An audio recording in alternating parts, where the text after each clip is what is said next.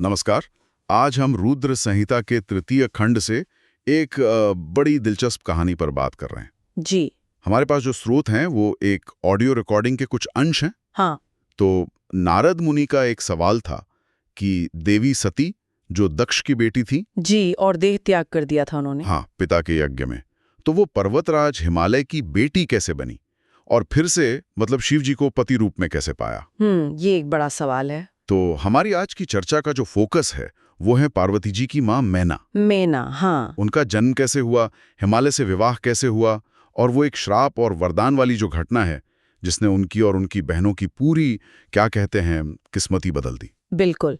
चलिए इसी को समझते हैं आज। तो शुरू करते हैं पर्वतराज हिमवान से, मतलब हिमालय। जी, हिमवान। स्रोत बताते हैं कि उनके दो रूप हैं, एक स्थावर यानी अचल, और दूसरा जंगम, मतलब चल। हाँ, तो ये जो स्थावर रूप है वो रत्नों का भंडार बताया गया है।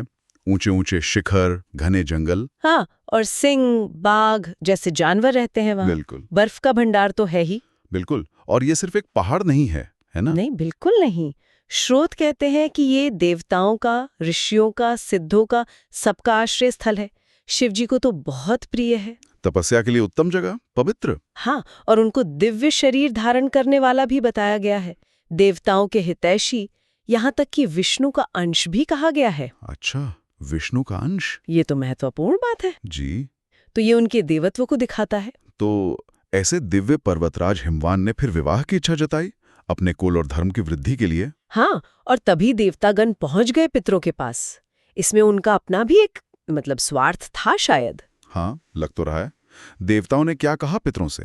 उन्होंने कहा कि आपकी जो ज्येष्ठ पुत्री है मैना, उनका विवाह हिमवान से कर दीजिए। इससे देवताओं का कोई काम सधना था। अच्छा, तो मतलब एक तरह से अरेंज मैरिज, देवताओं के कहने पर। कह सकते हैं। पितरों ने हाँ कर दी और फिर विधि पूर्वक बड़े उत्सव के साथ मैना और हिमालय का विवाह संपन्न हुआ। लेकिन ये मैना थी कौन? मतलब इनका जन्म कैसे हुआ था? ये पितरों की बेटी कैसे? हाँ, ये जानना भी जरूरी है। स्रोत के अनुसार मैना असल में दक्ष की पुत्री स्वधा। अच्छा, जिनका विवाह पितरों से हुआ था। जी, उन्हीं स्वधा की 3 मानस पुत्रियां थी, संकल्प से उत्पन्न। मैना सबसे बड़ी थी, फिर धन्या और कलावती। मानस पुत्रियां यानी अयोनिजा। बिल्कुल, अयोनिजा गर्भ से जन्मी नहीं थी। ये बात उनके साधारण मनुष्य न होने का संकेत है।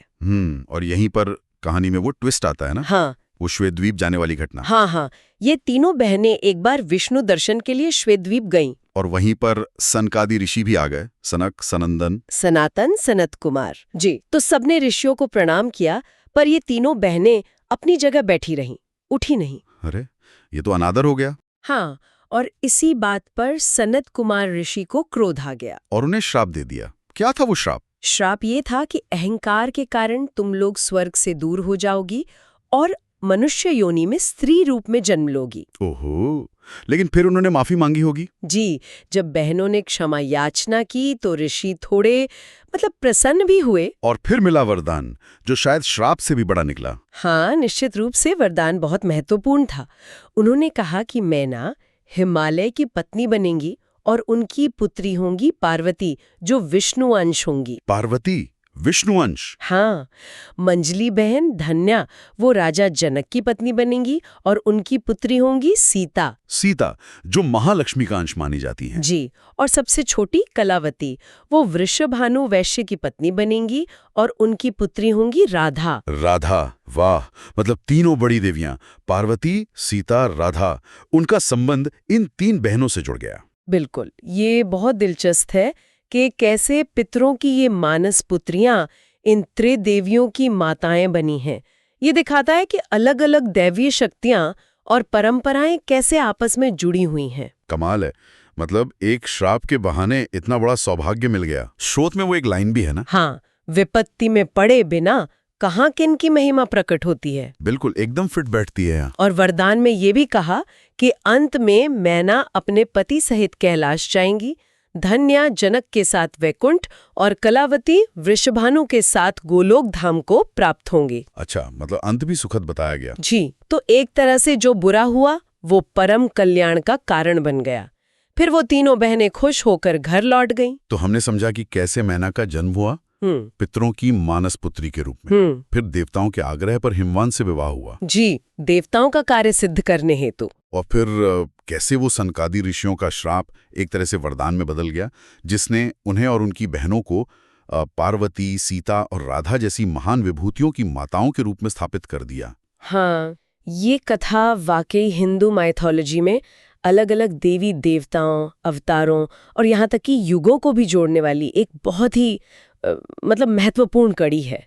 ये दिखाती है कि घटनाएं अक्सर एक बड़े डिवाइन प्लान का हिस्सा होती हैं। ये सब सुनने के बाद एक ख्याल आ रहा है मन में। स्रोत कहता है कि विपत्ति अक्सर महिमा और सुख की ओर ले जाती है। क्या वाकई ऐसा होता है? मतलब जीवन में भी जिन्हें हम मुश्किलें समझते हैं, परेशानियां मानते हैं, हाँ, क्या वो अनजाने में हमें किसी बेहतर मकसद की तरफ ले जा रही होती है? एक तरह से कैटलिस्ट का काम करती हैं। सोचने वाली बात है। बिल्कुल, इस पर विचार किया जा सकता है।